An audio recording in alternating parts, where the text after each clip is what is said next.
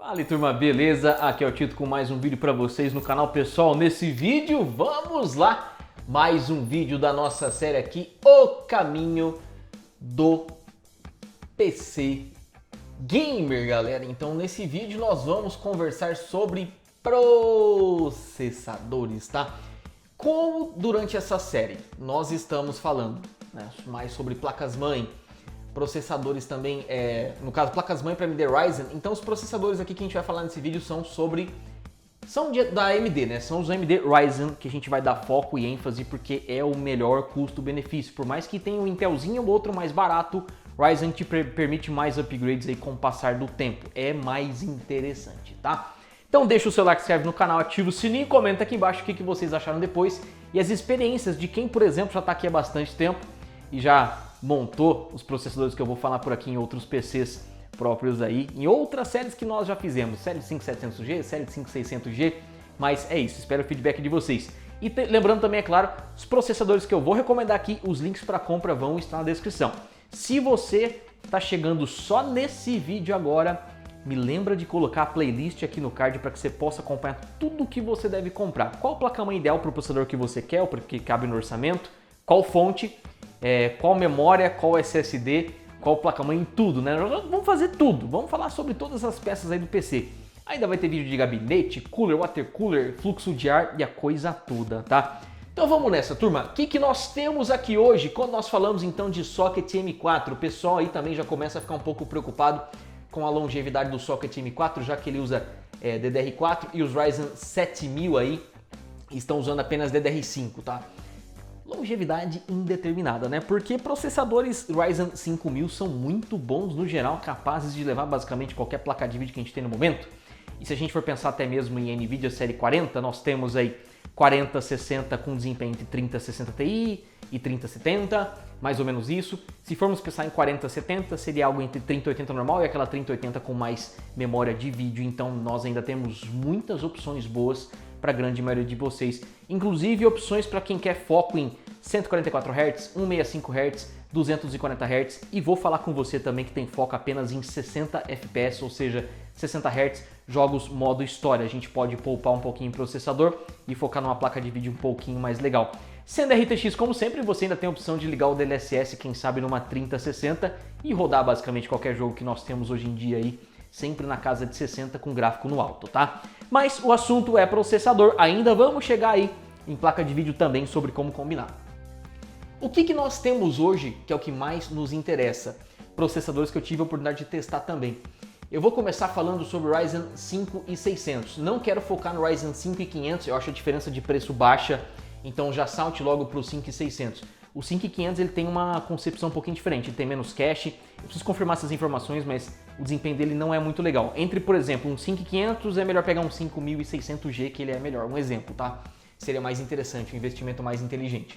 Então nós temos 5600, 5600G, 5600X. Eu sei que muita gente ainda tem aquela dúvida do seguinte: nossa, esse processador que tem gráfico integrado, ele é muito pior do que os outros? Nós vamos falar sobre isso também. Do meu ponto de vista, o único pênalti desse processador é oferecer apenas o PCI Express 3.0 e não 4.0, mas no nosso cenário atual não há benefício real nisso daqui, né? Porque, por exemplo, um 5600G, que tipo de placa de vídeo nós poderíamos atrelar? Seria o limite dele por aqui, né? Seria uma 3070, e a 3070 mesmo sendo 4.0, a diferença de desempenho de usar ela no 3.0 é insignificante. Onde que isso aqui começa a fazer diferença? Quando você começa a pegar uma 3080, você pode começar a sentir uma perda de 3% a 5% por todas as reviews gringas que eu já vi, se você usar essa diferença do PCI Express, porque a largura de banda de uma 3080 ela já começa a ficar grande. Então, um exemplo, você rodou um benchmark fixo num jogo, no 4.0 deu 100 FPS, um exemplo hipotético, tá? Aí no 3.0 vai dar o quê? Seria então uma mínima de 95, 5 FPS você vai estar perdendo, que é quase nada, né, num jogo pesado modo história, comparando esses cenários. Num jogo competitivo é difícil até mensurar, a gente não sente, tá? É diferente o gerenciamento de uso de placa de vídeo nesse tipo de jogo, é bem diferente aí essa questão. Então não precisa se preocupar caso você venha investir no 5600G Porque 5600G é inclusive melhor, turma, do que, por exemplo, ó, sabe quem? R5 3600. Pois é. E falando nisso, nós vamos falar também do 5700G, que é melhor que o 3700X, só entra a questão do PC Express, que tem que ser observada, mas para nós na prática não vai mudar nada, né? Acho que dificilmente a gente vai colocar uma placa de vídeo tão forte a ponto de ter essa perda pequena também, né? Caso tenha aí, né? Dependendo do que vocês vão fazer. Então, voltando aqui à linha de raciocínio, tirando aqui um pouco essa ideia já explicada sobre PC Express. SSD eu já expliquei, tá? Então tem o vídeo da SSD, eu falo sobre isso também do 4.0, também não é motivo para se preocupar. Estes processadores aqui, turma, são 6 núcleos com 12 threads. Isso aqui atende muita gente de uma maneira muito boa, muito mais do que o suficiente para muita gente aí realmente, tá? São processadores que, conforme eu falei, eu atrelaria como limite uma RTX 3070, né? E nada além disso. Pode colocar? Pode. Vai começar a ter gargalo? Vai, né? Mas ficaria muito bom o casamento com até uma 3070. E voltando, lembrando do vídeo de fonte, você tem a vantagem de que uma fonte de 550 watts, que não custa muito caro, já vai fazer toda a alimentação perfeita aqui de um conjunto como esse, tá? Então assim, o que eu gosto de recomendar para a grande maioria das pessoas hoje, ainda mais no cenário maluco de placas de vídeo que nós vivemos nesse momento aqui. Ao invés de optar por um 5600X, eu sempre passo o 5600G, por mais que a pessoa ou já tenha uma placa de vídeo mais antiga ou já tenha intenção de comprar a placa de vídeo, porque se a placa de vídeo estragar, se ele quiser trocar, ele vai poder usar a placa gráfica integrada por aqui, né? Ou às vezes ele pode muito bem começar montando o PC com 5600G, casar muito bem os componentes, começar a vida dele na jogatina usando a placa gráfica dele e depois colocar uma placa de vídeo aí, aqui coubendo no orçamento até uma 3070. Fica um casamento assim delicioso, tá? Então essa é a melhor sugestão que eu posso passar para vocês. 6 núcleos, 12 threads em todos esses são muito bons aí realmente. O que muda do 5600G para o 5600X? É entre 5% até 10% no máximo de desempenho em jogos mais pesados. Jogos competitivos não muda tanto assim quanto parece. E por que, turma? A concepção do 5600G ela tem uma diferença interessantíssima com relação ao 5600X. A gente analisando esse processador, olhando ele sem aquela chapinha de metal em cima, nós podemos observar, os desenhos estão bem tortos hoje, tá? Que ele é monolítico. O que é monolítico? Ele só tem um die, um núcleo aqui dentro. Então aqui, por exemplo, aqui está a placa de vídeo, aqui estão os núcleos, o cache, enfim, controladores por aqui, certo? Tudo em apenas um quadradinho, vamos chamar assim. E o que significa esse tipo de concepção? Significa que nós não temos a latência ao acesso à memória que nós temos no 5600X, o qual a concepção dele é bem diferente. A concepção do 5600X é aquela mais tradicional que a gente está acostumado. Então olha só, aqui no 5600X ficam os núcleos e o cache, e aqui tem uma controladora que se chama Super I/O.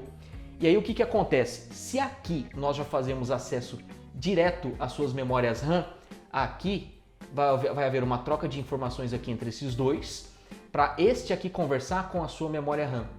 E por isso que ele tem muito mais cache para acessar menos a sua memória RAM. Por isso que a AMD fez ele nessa concepção. E muitas das vezes também, muitas vezes não, é claro que é por isso que, por ele ser monolítico e não ter essa latência, a diferença é tão baixa mesmo tendo menos cache. Então assim, é algo que vocês não precisam se preocupar muito para jogos, né?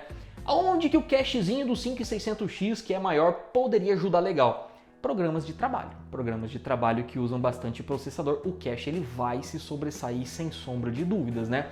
Para jogo não muda tanto, porque o acesso à memória tem uma latência bem menor, então eles conseguem conversar melhor e produzir mais FPS aí dentro dos jogos de uma maneira bem legal. Lembrando que a R5 3600 tem a mesma concepção do 5600X e mesmo assim ele perde para o 5600G, né? Isso é muito legal a gente lembrar também, tá?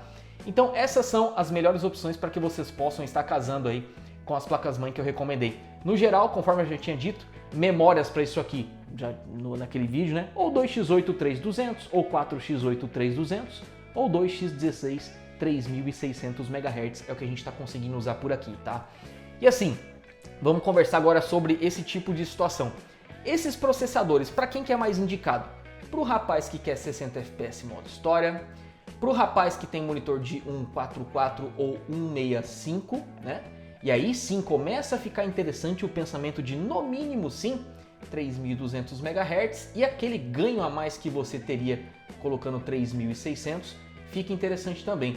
Eu disse 2x16 3.600, mas você pode, é claro, colocar 2x8 3.600 também.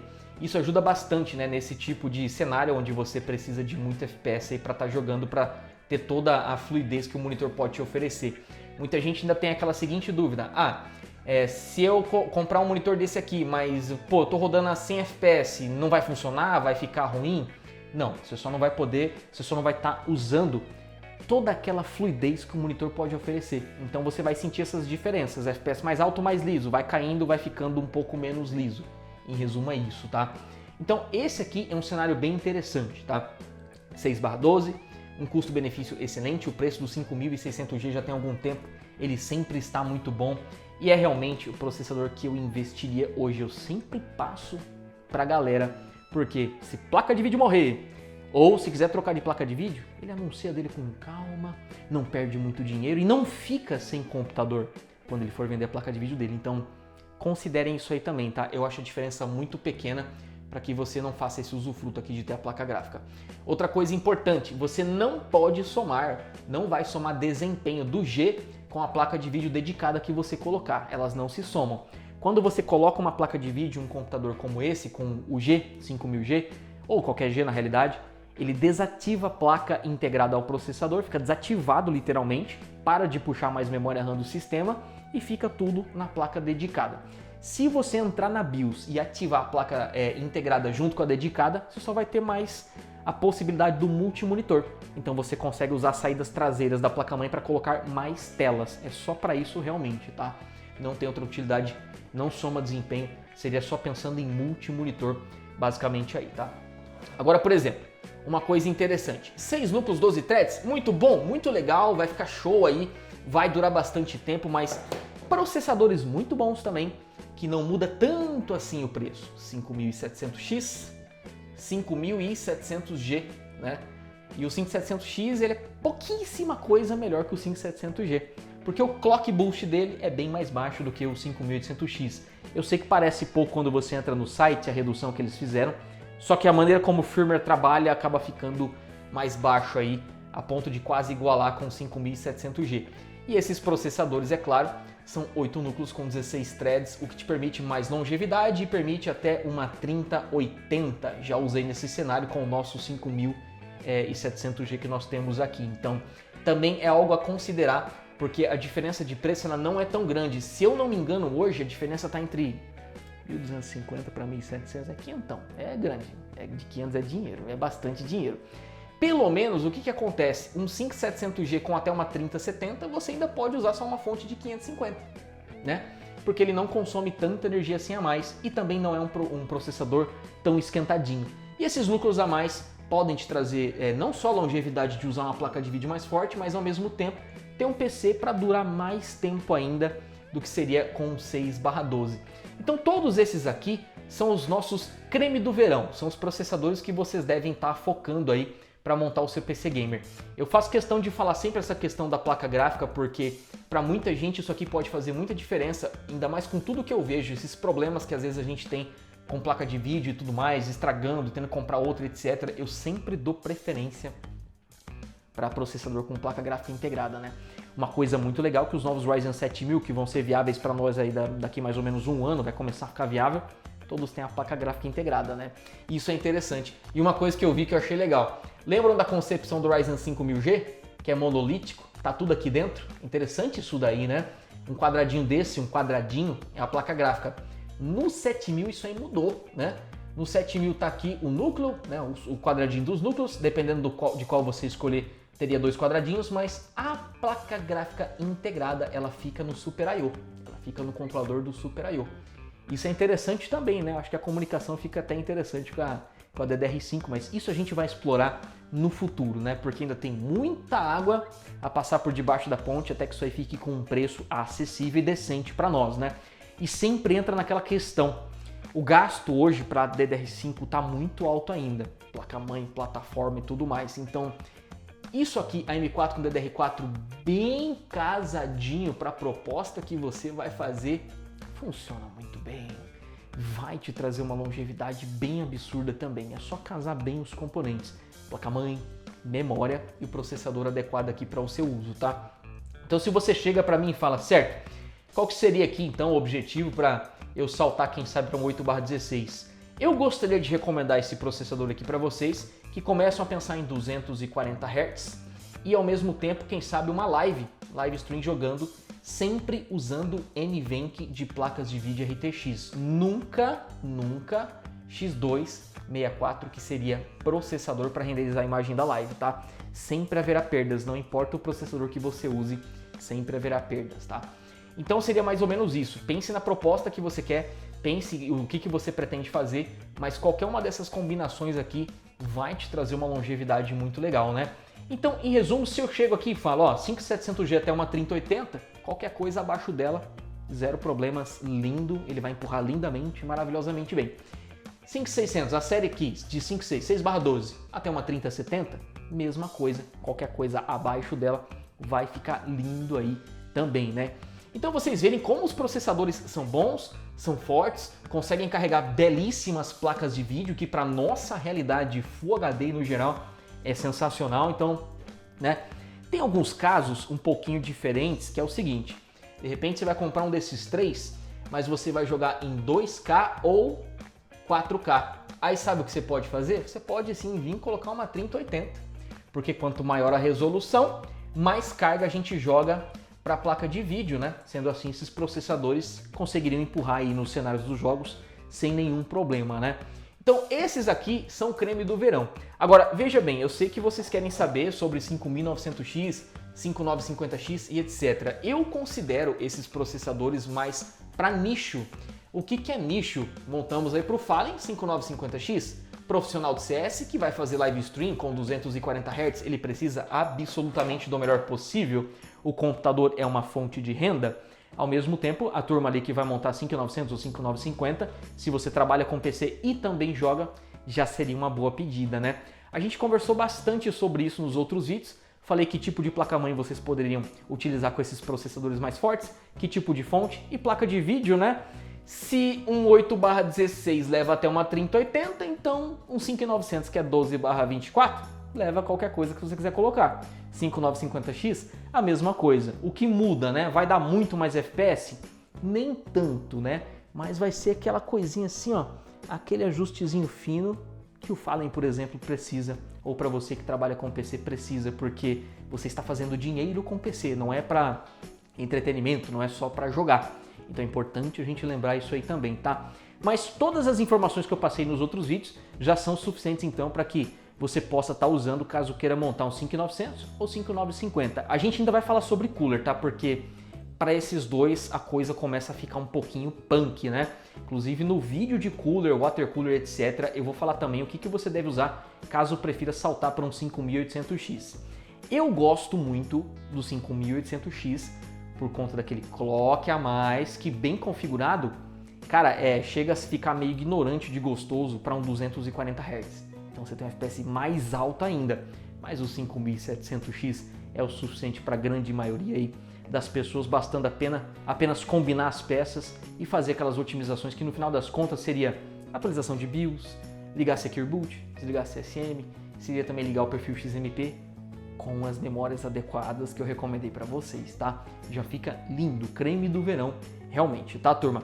Então vocês veem que processadores, de uma certa forma, é bem simples aí a gente fazer esse casamento. A grande vantagem, vamos falar uma coisa aqui, ó, 5600 sem nada, com G, com X, 5700X e com G. Você nem precisa de um sistema de cooler muito potente para segurar eles aqui numa temperatura boa. Já 5800X começa a ficar meio chato, né? Começa a ter que precisar de um 240 daqueles topo de linha que não são baratos, ou 360 ou 280, e o gasto aumenta muito. Esses aqui não. Um bom air cooler com as suas 4 heat pipes, que nós vamos falar sobre isso também, já segura esses rapazes aqui numa boa. Então pensa bem se isso aqui realmente não é o suficiente para você. Eu acredito que é, né? Se você quiser acima disso, vai rolar um acréscimo meio cavalo aí nos gastos, então pensa bem se vale a pena, tá? A grande vantagem do AM4 é que você, seguindo aqui os nossos vídeos, de repente você montou tudo. Aí você pegou lá a B550 que eu passei, por exemplo. Ah, o meu desempenho aqui está insuficiente. Aí você se prepara, compra um Sync 900X e compra um water cooler parrudo. Pronto. Por quê? O air cooler para isso aqui custa entre 180 e 200 reais. Você consegue vender rápido. Então você vende o cooler, o processador, salta para isso aqui, compra um water cooler adequado, mantém todo o restante do seu computador. Fonte, placa-mãe, a coisa toda. Isso se você precisar. Isso é aquela filosofia que a gente tem aqui no canal de que compre bem, mas compre uma vez. Então só se realmente você precisar, você vai comprar alguma coisa a mais por aí, tá bom, turma? Então é isso, eu vou ficando por aqui, deixa o seu like, se inscreve no canal, ativa o sininho e comenta aqui embaixo o que vocês acharam. A gente se vê numa próxima, um grande abraço e até mais!